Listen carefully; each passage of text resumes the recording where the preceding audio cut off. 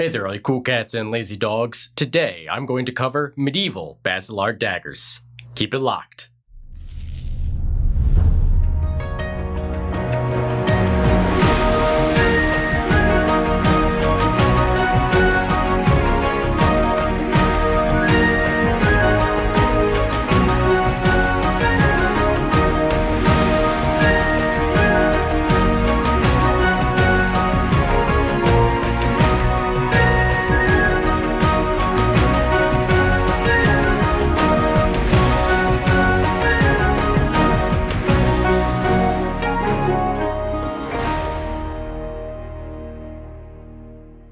This is an example of a Northern Italian or Southern French Baselard, based on the 14th century example X297 in the Royal Armouries of England.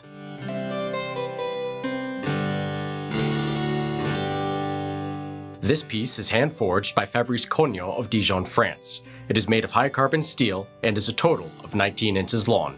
It features a 14.75-inch blade and a 4¼ handle. Now, the actual part of the handle which is to be gripped measures just about 3.5 inches. The tang and the base of the blade are 1/8 of an inch thick with a nice distal taper towards the point. The quillons extend 3.5 inches and feature 6 walnut wood scales fastened with brass and silver rivets. For a dagger of such dimensions, the weight is quite manageable at 10.6 ounces. Being a hand-forged piece, there are inconsistencies throughout, which gives it an antique charm and a time period authenticity compared to most reproductions on the market which represent the perfection rightly demanded for modern knives. This Baselard looks like it could have been made back in 1350, which I think is pretty cool. So, what is a Baselard anyway? Well, according to my 1950s Webster Dictionary, it is a short sword or dagger, much worn from the 14th century to the 16th. So, a Baselard can be a sword? Well, this is where it begins to get a little ambiguous. So, let's start with the origin.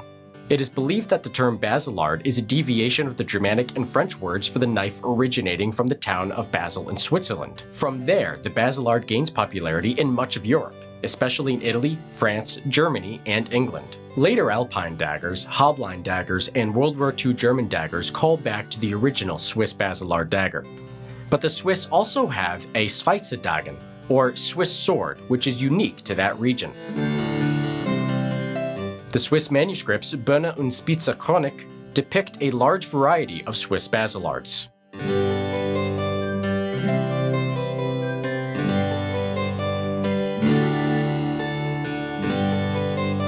This example, featured in the Royal Armouries, is from the mid-15th century with a 22-inch single-edged blade. The Museum of London has an example with a 26-inch double-edged blade. So it would seem that the term Baselard can mean not just a double-edged dagger or short sword, but a single-edged variant as well. The most common shared feature between these Baselards is the capital I or H-shaped hilt, which is more pronounced and straight on the Northern Italian version, where on the Swiss versions, the quillons are more crescent-shaped and differing in size. So in this way, it would seem that the Baselard is perhaps not so easy to define, but I would be led to believe that the word Baselard might just loosely refer to a large dagger or short sword with a hilt featuring an I or H-shaped quillons. If anyone else can attest to the definitive origins, details, or specifications of a Baselard, please do so in the comment section. The Baselard was a popular dagger worn by men across social classes and trades. There's a funny example from William Langland's poem, Piers Plowman, which describes priests carrying overly ornate and absurdly sized Baselards and bollock daggers around their waists. And an unknown English writer in the time of Henry V wrote, "There is no man worth a leek, be he sturdy, be he meek, but he bear a Baselard." In the Middle Ages, the role of knives and daggers was not just as a tool and for protection. It was also a status symbol, and depending on the type, quality, and adornment of the dagger, it would indicate wealth and strata within the community.